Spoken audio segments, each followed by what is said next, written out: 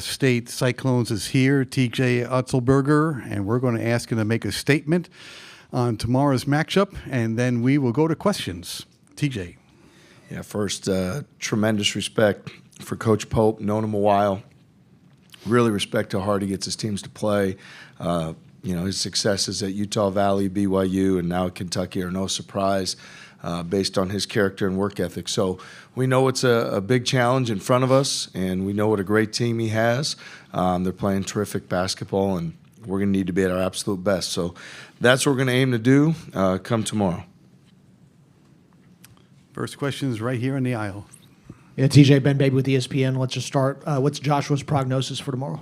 Yeah, right now, we're continuing to evaluate. It appears unlikely, but you never want to rule anything out. So we'll just continue to do what we can in his best interest, and we'll be prepared to go either way. Follow up? Yeah, while everybody's tweeting that out, I might as well just get another question in. If he's not able to go, what kind of do y'all need from everybody else to kind of fill that void?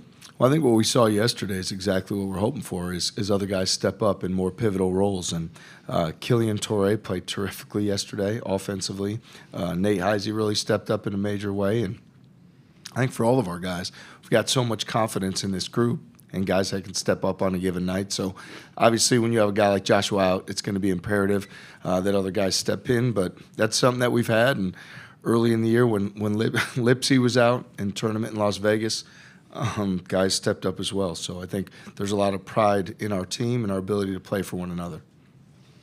Next question is on the inside aisle right here.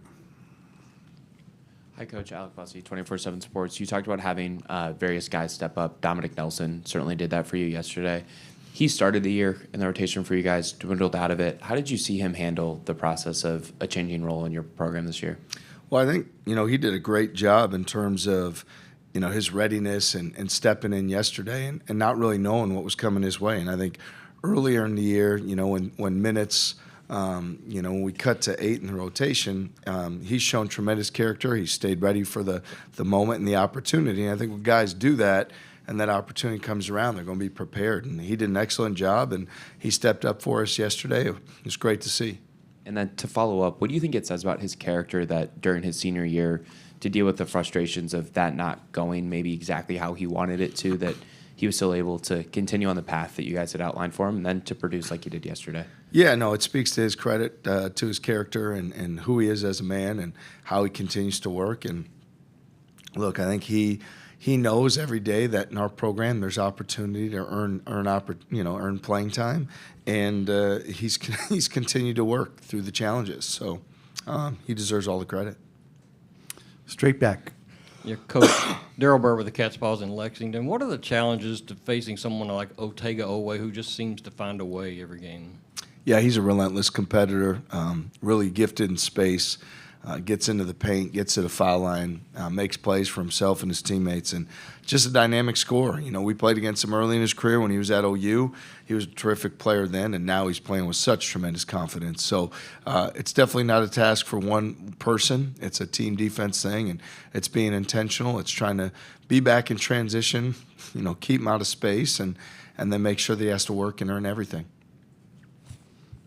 Henry Annan, the Iowa State Daily. Coach, I just talked to Dom Nelson about the mental side of basketball, and he said that you and your staff have kind of pushed that on the players to do things on their own, and then he also said you may have brought in some people to do that. Can you just explain that process of what you put an emphasis on the mental side of the game? Yeah, we place a tremendous premium on mental toughness, and I don't think it's as much talking about it as what you live out every single day, how you make decisions, how you work, the intentionality with how you operate your schedule, how you push through adversity. Those are things that we really place a premium on. So for us, whenever we can find living examples or people to help provide insight on that topic, we welcome it. And I think it's something that for everybody to really dive into, I think for all of us that we can push and challenge ourselves even more with the right mental focus and approach to things. Right-hand side, TJ. Coach Pope and you both appear to know each other quite well. How would you define the identity of a Mark Pope team? I think these guys play with tremendous passion. he's really talented in terms of being able to get teams offensively to play with great pace and ball movement, purpose. And I think defensively, they recruit guys who are bigger guards and wings and have tremendous versatility and yet have great size in the interior to protect the rim. So, with each job and each opportunity, certainly there's a different way to win games at that place. But I think with Coach Pope, you can count on a team that they're going to play really hard. They're going to compete. They're going to play with his passion, energy, and enthusiasm. And it's something that, you understand as the personnel changes. Those are characteristics and attribute of a Mark Pope basketball team. On the left here, TJ. Yeah, TJ, given kind of your background and kind of where you're at now, I'm curious. We saw over the first weekend, not a lot of high seeds were doing, I guess the lower seeds, however you want to put it, are not doing all that well. Why do you think that trend has kind of been that case over the last couple of years? And for the game, is it good, bad, and different? Just what are your thoughts on all that? Yeah, I would guess that, you could speculate that because of the transfer portal and immediate eligibility and NIL that, guys are going to naturally gravitate to the programs that are, with more higher acclaim or national schedules or whatever that may be. Yet at the same time, I know as someone who worked at South Dakota State and UNLV prior to that, there's really good teams out there at the mid-major level and teams that on a given night can go out and beat anybody. So I don't really have any long-range opinions on it. I just try to keep my focus on the things we can control and how we can make our program the best it can be. But I do think that that's something that you're hearing people talk about more and more is there's not as much of a Cinderella story potentially. Straight back. Coach, yesterday, Brandon Garrison for Kentucky played a huge role in switching with the guards and helping guard the perimeter. As you guys were watching the film, what did you see that it makes it hard for teams to have success on the perimeter when he is switching like that? Well, we remember him even when he was at Oklahoma State and his defensive versatility. And I think now what you're seeing is maturity and his motor. I think it's one thing to have the physical tools. It's another to have the experience, the discipline, the knowledge of guarding on the perimeter, and the strengths of that personnel. He did a terrific job yesterday. It completely changed the course of the game, his ability to switch and impact plays. So, again, it's a veteran guy who's been in the fights before, who cares about his team winning and stepping up on the big stage. Straight back, standing. Yeah, Coach, your history with Mark Pope, how did you guys meet, and what is it about that you kind of clicked early on?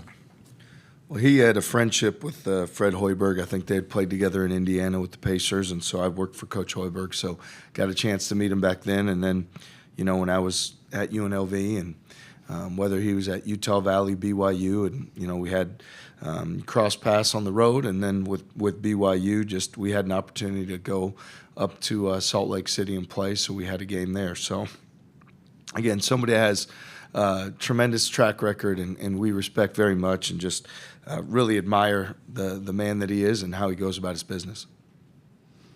Left-hand side, TJ. Yeah, Zach Osterman, USA Today. To go back to the question about Brandon, from a coach's perspective, especially in the modern game, what is so disruptive? You talked about it a little bit, but what is so disruptive about a player that's not afraid to switch, that's not afraid to just sort of go on to smaller players, to step away from maybe where he would be normally defensively for his position? Well, I think when you have that length and versatility, you have the ability to contest shots on the perimeter. You have the ability to challenge shots at the rim. And I think oftentimes when a big gets switched on to a guard, the guard thinks it's time to attack off the bounce or create space, isolate, and be able to get to his shot.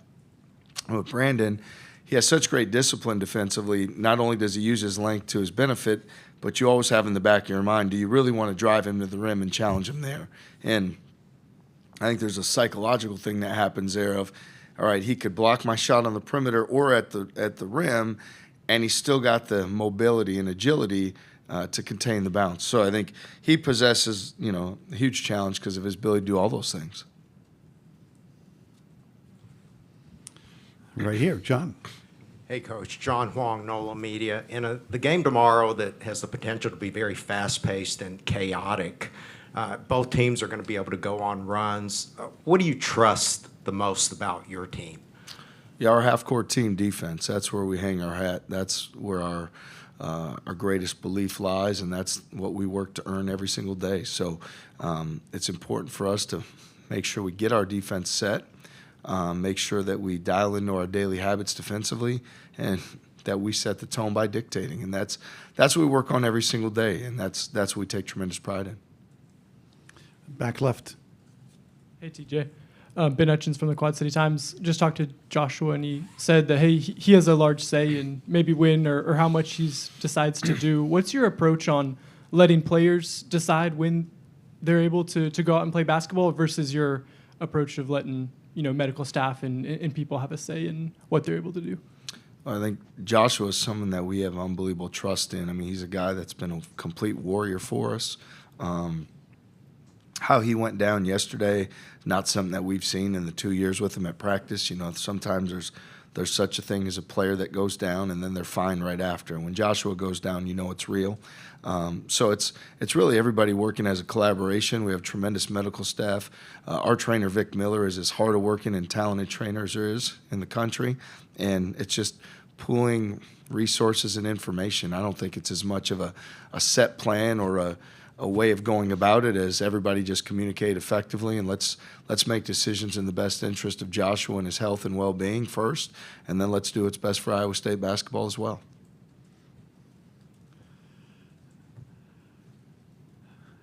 Anything else for the head coach? Yes, right-hand side. From a matchup standpoint, is Kentucky's length, would that be the biggest challenge that they present for you guys? Yeah, I mean, they have great size at all the guard positions. So I think on the defensive end, that's switchability, versatility, that's ability to close, space on closeouts and take some airspace away when you're, contesting jump shots.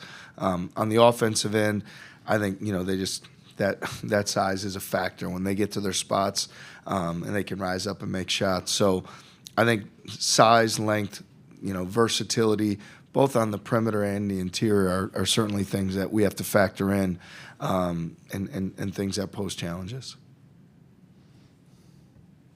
Ryan Black with the Louisville Courier-Journal. TJ, it just seems like very often your name is always mentioned on these hot boards for other jobs, even if you have no real link to them. Is that frustrating? Is it kind of humbling that so many people think that you're such a good coach that you should be up for all these other jobs? How do you kind of handle that when you kind of hear your name being mentioned for this job or another? Yeah, how I handle that is I just focus on the job that I have and doing the best job I can with that. When those things come up, it's a credit to our players, because what they're saying is that our players are doing a great job with the work that they're putting in. So we don't really get any further ahead than that, and we leave it at that. Right here in front. When J-Jeff went down, he was basically replaced by Dom Nelson in the rotation, the minutes and everything. He's smaller, he's a guard. How do you prepare for having another guard in the rotation versus Joshua Jefferson? Yeah, I mean, we practice very intentionally every day.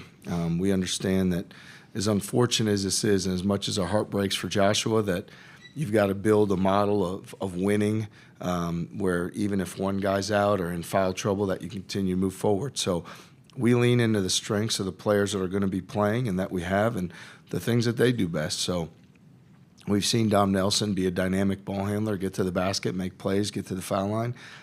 He needs to focus on just being Dom Nelson, doing what he does.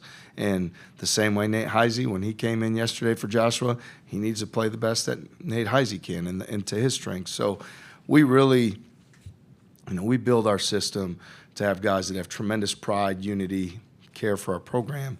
And at the same time, when it comes to the offensive talents and strengths, leaning into what each guy does best. Anything else for TJ?